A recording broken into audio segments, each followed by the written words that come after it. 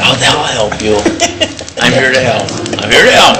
Well, sunshine in your life. Well, we're waiting to start the meeting. I'd like to just, there's a press release that there's a water advisory for Holland, Sylvania, West Acre Road to I-475, including West Acre and White Acre. There's about 100 customers. Starting today at 3 o'clock, they are going to be advised to boil any water that they're going to drink for a minute. And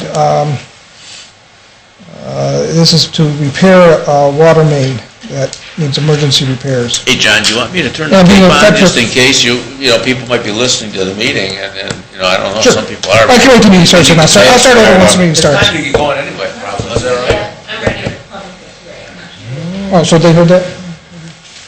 Okay. Yeah, this is starting. Oh, you got, okay, all right, good. Yeah, okay, all right, if you had it on, okay, then we're set then. Okay, before the meeting starts, I'd like to point out that there's a water advisory for Holland, Sylvania Road between White Acre Road and I-475, including West Acre. There'll be about 100 customers starting today at 3 o'clock. Residents are being advised for the next 48 hours for any water that they plan to drink to boil it for at least 1 minute. This is taking place because there's emergency water repair for a main line. And it's on and Sammy's put up on our website, and there's been a press release. Okay. Thank you. Thank you, yeah. I'd like to call to order the February 4th regularly scheduled Sylvania Township Board of Trustee meeting at 4 p.m. Mr. Crandall is out of the city, or out of the township. Mr. Mahoney? Here. Mr. Genowine? Here. Simcoe, here. Please stand for the Pledge of Allegiance. I pledge allegiance to the flag of the United States of America and to the republic for which it stands, one nation, under God, indivisible, with liberty and justice for all.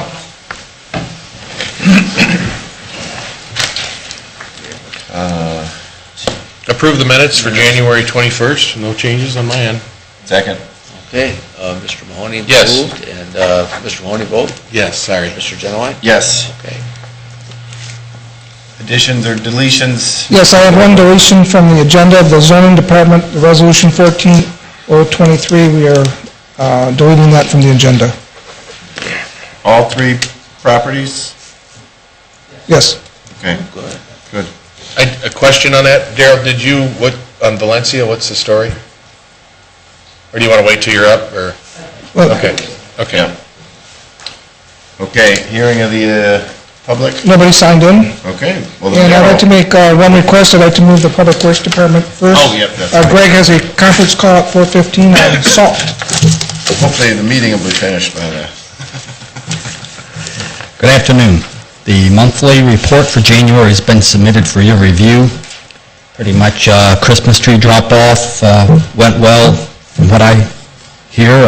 Still tracking the fuel depot project. We were able to pick up leaves a few days, actually quite a few days in between snowstorms and then snow and ice control. That's pretty much been all of January, about a storm every 3 days, as you can see. And pending your questions, I have a small presentation for your review on PowerPoint. Mr. Beck, if you, behind you gentlemen, this is what we call burning the snowpack, nickname an industry standard, burning. It's when you spray a salt brine beet juice mixture on snowpack. There's a couple other slides there that that's probably a little more relevant. I specifically chose streets that run east-west and then north and south. This runs north and south. The first street was east-west, and this was a sunny day, 29 degrees. I take that back, low 20s on January 29th. So you can see what this helps us, and probably with the beet juice, probably looking at about 60, 70 cents a gallon. Without the beet juice, probably like 25, 30 cents a gallon. So just one more item in our toolbox that we're using to combat this winter. How much does the gallon treat? We spray about 40 gallons per lane mile. So, and we're spraying it like 5-6 nozzles wide. so, but total this season, we've sprayed about 9,000 gallons of salt brine on the roadway. Well, you guys have had your work cut out for you. That's, seems to be the topic of conversation no matter where you go, so keep up the good work. I'll update you with this 4:15 conference call with ODOT. So, Thanks. thank you. Keep up the great work, Greg. One more thing I'd like to just mention about the road department is we're starting to get some complaints that the plows are hitting sprinkler heads by the curb. And I'd just like to let people know that when they put a sprinkler head in down by the curb in the right-of-way, it's at their own risk. They actually should not do that. They need a permit, and the county engineer does not give permits to put things into the right-of-way. So just for the public to know that if you put a sprinkler head in down by the curb and it breaks, it's your responsibility. So that's all I have on that. Darrell, do you have just a couple things you want to say on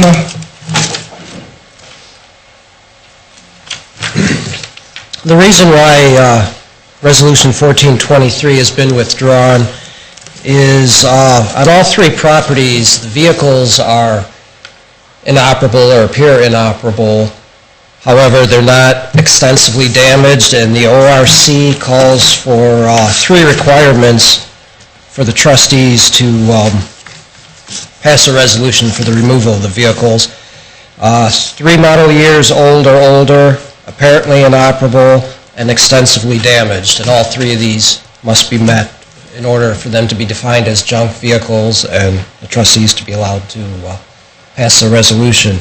So speaking with our legal counsel, our recourse is to issue a zoning citation. I've sent letters and no response for the most part so far, and if push comes to shove, we would have to pursue this matter in court rather than before the trustees. Mr. Mahoney, regarding Valencia, I've been trading voicemails with the daughter of the property owner. The property owner is currently recovering from some surgery, and the daughter's tending to her personal matters, and they intend, as soon as the weather gets a little nicer, to clean the car out and probably donate it. But they are going to get rid of it. So I told her that we can give her until the weather gets nice, but we are receiving complaints on it, so I'll continue to monitor that. Thanks, Darrell. Hopefully within about a month or so, we'll have decent enough weather that can be done. That's all I have. Thank you. I said hopefully. According to the groundhog, we got 6 more weeks. Thanks, Darrell. Thanks. I'd also like to say that I talked to John Burrell today, and last night was the Board of Zoning Appeals initial meeting where Darrell provided a very well-organized slideshow for them on what their roles and responsibilities and what they can and can't do. And John Burrell called me this morning and said that Darrell did an excellent job on that, and so I just want to compliment him on that. Fire Department, Mike, do you have anything you want to talk about? Any questions for Mike? Okay, Police Department, we have one resolution. Chief?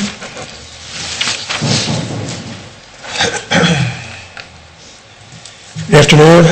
Excuse my voice. It's been a rough winter for me as well as the weather. I'd like to offer Resolution 14-020 for authorization to purchase police vehicles. This will be two 2014 SUV Ford Interceptors that serve as our command cars, and then 2 Fusions that will serve as detective/administration cars. Total on the SUVs is 51,804, if that's up there or not. The total on the Fusions is 37,558. I'll offer Resolution 14-020, authorization of police vehicles. Second. Mr. Mahoney? Yes. Mr. Genowine? Yes. That's all I have. If you have any questions? Okay, good. Thanks, Chief. Thank you. Thank you, Chief. And once again, with our policy, Whenever we acquire cars, we get rid of the same number, so we'll have 4 in, 4 out, so we won't increase the fleet any. Next item is under the administrator. I have in front of you Resolution 14-022, and it's an agreement with Mike Jones to be for public information services. This is a 1-year agreement. It's at the same dollar rate per month that it was for the last 2 years. And as you know, Mike has done an excellent job in getting the news out, township news out. So I would recommend this contract for 1 year. I'll offer Resolution 14-022, authorized agreement with Mike Jones. Second. Call the roll. Mr. Mahoney? Yes. Mr. Genowine? Yes. Next up is Mr. Simko. Yes. I just have one resolution here, 14-021. It's approval of a then and now purchase certificate. There was a time when the township used to have a number of then and now